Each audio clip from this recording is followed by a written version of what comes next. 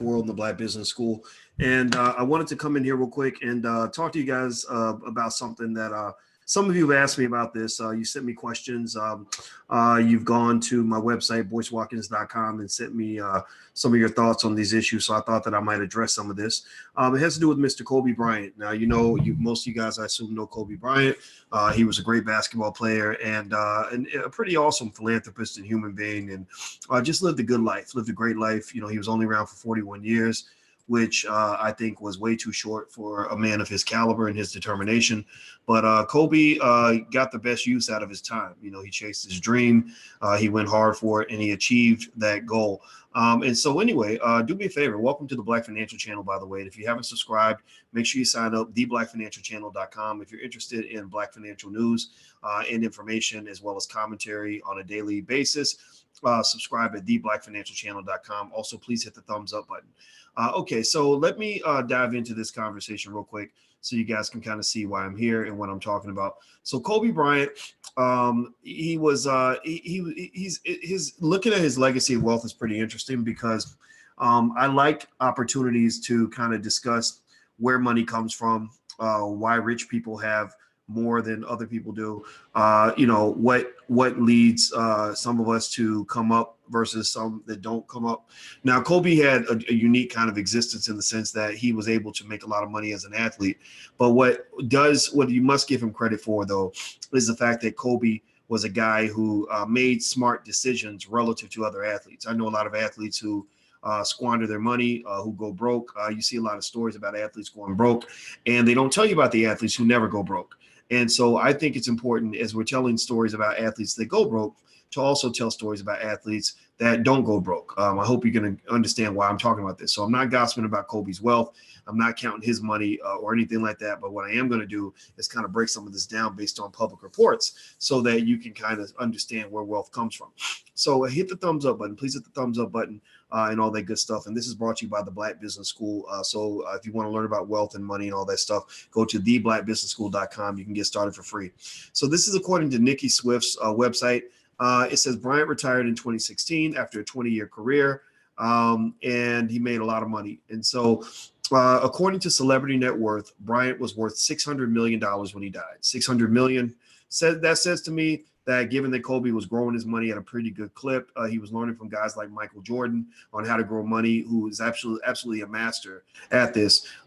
He was on his way to being a billionaire.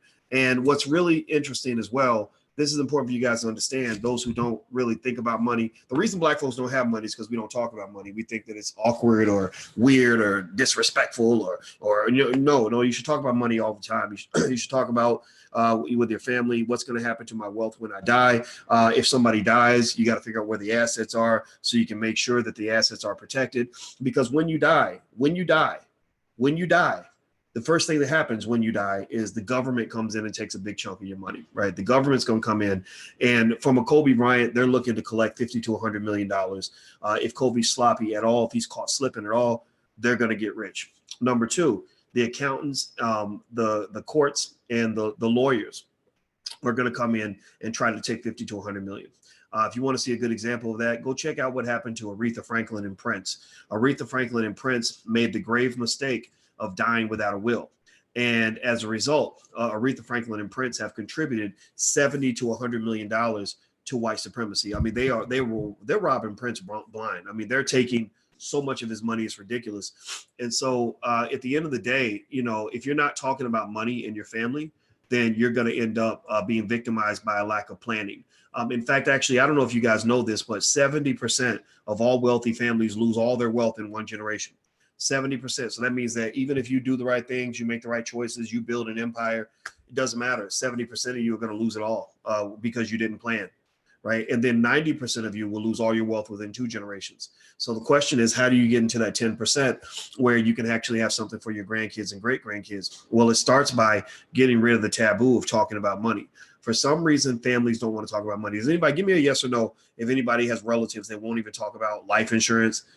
Give me a yes or no in the chat if you have relatives that don't want to talk about where the assets are at, don't want to tell you nothing. They almost act like talking about death means that you're jinxing yourself, like somebody's going to die if you talk about death, like grandma don't want to talk about it because she's too scared and all this. and I'm not making fun of those individuals, but what I am saying is what happens is death always comes. Death don't give a shit if you're scared or not. Death doesn't care if you thought you're going to live forever. Death does not care if you made no plans. Death does not care what you got to do on Tuesday. When Kobe Bryant went down in a helicopter, I doubt when he woke up that morning, he thought that he was going to be going down in a helicopter that day. But as the smart man does, he already had things in place. I guarantee you, from what I'm gathering, Kobe had his estate plan in place. He had a will in place. He had insurance in place, and he had plans. Because here's the other thing too. Kobe and a lot of wealthy people, they were flying helicopters a lot. And the more money you get, the more you're open to liability. And so when I saw that helicopter went down, my first reaction obviously was the sadness to see this brother go down. I hated that. It just was such a waste. It was so sad. But the second thought I had was, I said, woof, a lot of lawsuits are going to get filed. When 9 people die in a helicopter, the lawyers are like this. The lawyers, I mean, it sounds crazy, but this is the world you live in. The lawyers were licking their chops. They're like, wait a minute, a rich guy was flying his friends, 8 of his best friends in a helicopter, and the helicopter went down. Woo! That's money for them. They're thinking that. It sucks. I know some of y'all don't like it. And some of y'all who want to stay broke, who don't want to hear these conversations, shouldn't be here, right? People that think, oh, it's disrespectful to talk about money or somebody just died. Well, no, there are a lot of people talking about this, and they're plotting on how they're going to take your family wealth. And so give you an example, in our household, I talk all the time to my wife to-be about what would happen if I die. We travel a lot. We get on airplanes. And so it would be stupid of me to not have a plan in case something happened to us if we were both on the same airplane and that damn plane went down. What's going to happen to the kids? What's going to happen to the house? What's going to happen to the money? Okay, baby, if something happens to me on a trip, here's how you get into my bank accounts so that you can make sure you have instant access to my money, so the courts aren't holding up my money for 6 months while they decide whether or not you should actually have access to it. Like, seriously. So anyway, let me keep going. Hit the thumbs up button. Please hit the thumbs up button and share button. All right. So, and if you're on Twitter, please retweet this conversation, because people don't have these conversations enough. So according to Celebrity Net Worth, Bryant was worth about $600 million. He made about $323 million from playing basketball. According to Bleacher Report, Bryant signed a $10 million deal with McDonald's in 2001 and 2003. The Wall Street Journal reported that Bryant signed a 4-year, $40 million deal with Nike, which he landed after a reported $8 million buyout of his former shoe contract with Adidas Salomon AG of Germany. Yes, you read that right. Bryant was so wealthy back in the early 2000s, he had the money to toss away $8 million to chase a $40 million deal. And McDonald's and Nike are just 2 of Bryant's countless partnerships. In endorsement deals alone, Celebrity Net Worth estimates that Bryant brought in $350 million. Even though the amount of money that Bryant amassed over his lifetime is incredible, how he used the money is even more impressive. While Bryant certainly enjoyed the lifestyle of an NBA star worth millions of dollars, Bryant was definitely a fan of spreading the wealth. Over the years, the Lakers legend undoubtedly made a difference both on and off the court. In 2011, he and his wife, Vanessa, launched the Kobe and Vanessa Bryant Family Foundation, an initiative aimed at eliminating youth homelessness in LA. Since its inception, the foundation's donated millions to various programs and organizations. In 2014, the foundation donated $20,000 to Kids in Sports Los Angeles to provide sports opportunities to vulnerable youth. Through the foundation, Bryant became a founding donor for the Smithsonian's National Museum of African American History and Culture after donating between $1 and $2 million. The legendary baller was clearly proud to be part of something bigger than himself. In 2016, ahead of the museum's opening, Bryant tweeted, "Go see this museum. There is no greater testament to this country than the stories in this building." It is clear that the foundation allowed Bryant to support initiatives and organizations that meant a lot to him. Let's see here. About a month before his helicopter crash, the Roseville High School basketball team, girls basketball team in Roseville, California, received a $5,000 donation from Kobe and Vanessa Bryant. According to the news outlets, the team's 14-year-old point guard, Lane Madrid, was the one who reached out to Bryant for help on behalf of the team, seeing as how Kobe Bryant's 13-year-old daughter, Gianna, was an aspiring basketball player herself. So let's see. Let's keep going. So let's talk about this just real quick in terms of what I'm seeing here. What I'm seeing here is that, the brother was smart with his money. He wasn't an athlete that was ever going to go broke.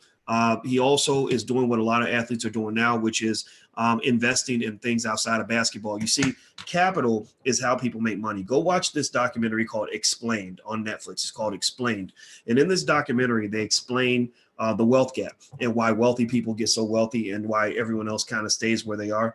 The reason that wealthy people become wealthy or stay wealthy is because they tend to put their resources toward the creation of capital. Capital is something that makes money without you necessarily actually having to go up, get out and work for it every day. Now, you are capital, actually. You are what is called human capital. Your labor is human capital. The problem with human capital is it depletes. It's like a banana in your refrigerator. Bananas don't last forever. They go stale after about a week. Right. So your body doesn't last forever. It goes stale after, a few decades. Right. Or if you're a basketball player, you're very high value capital as an athlete because you can make money with your body, but that can't last forever. So Kobe knew that his body was depleting capital. So what Kobe did, which was smart, which is what LeBron's doing, which is what Steph Curry's doing, what Andre Iguodala is an expert at doing, is they are investing their money into capital that does not deplete. So they're taking the money they're making as a basketball player and they're moving it into other forms of capital like real estate and tech companies and startup companies and all these other things that will make money long after they stop playing basketball. And so that's why many of these guys, like the Iguodalas and the LeBron Jameses and stuff like that, these are guys that it would surprise the hell out of me if these guys ever went broke because they're actually putting their capital in places where the value is actually going to go up as opposed to going down, and it's going to last for a very long time. So Kobe Bryant made good choices. It seems to me like he left his family in good shape. The best part of the legacy, because we're all going to pass at some point, the best part of his legacy is that there are people that are going to live well in the future because of his contribution. He seemed to have his affairs in order. He had his attorneys and his accountants on, watching his finances, and he did kind of the opposite of what Antoine Walker did. Antoine Walker lost it all. He lost $110 million, but Antoine didn't actually lose $110 million. The amount he actually lost was closer to $1 billion, because $110 million, if invested properly, is supposed to grow to at least $500 million by the time you get done.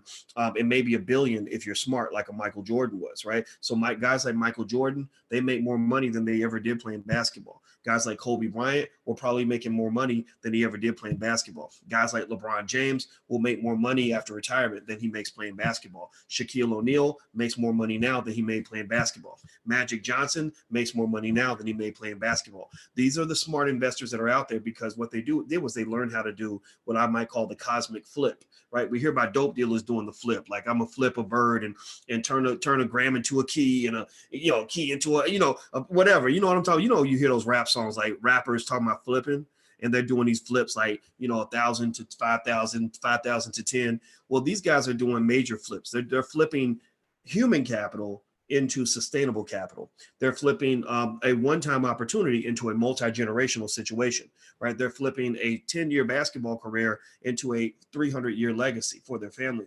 Those are the smart guys, and I applaud them for this. And I think it's very, very important to talk about this, because while you're sitting around whining and mourning over Kobe's death, which we all have had time to do that, you got to really think about those dollars and cents, because believe me, those white folks oppressing you, those white folks stealing that 1.3 trillion that you got in your community, they're always thinking dollars and cents, and they're playing chess, not checkers. And that's why they end up a step ahead of you as a community, because we spend too much time on the emotionality or social justice, or do you like me, or you're a racist, or you're being mean to me. And they're sitting around saying, I don't care if you're mean to me or not, as long as I got the most money. I don't care if you like me or not, as long as I own the real estate. I don't care if you think I'm a good person or a bad person, because I'm your boss. So it doesn't matter. I'd rather be feared than loved. So for Black people, we got to learn how to shift our thinking and grow into what I call economic maturity, which is where you don't think that it makes sense to spend all your money on movie tickets and Air Jordans and going to concerts and seeing the next Black Panther movie. You're also thinking about making sure that you're investing as much as you're spending. So I'm not telling you not to spend.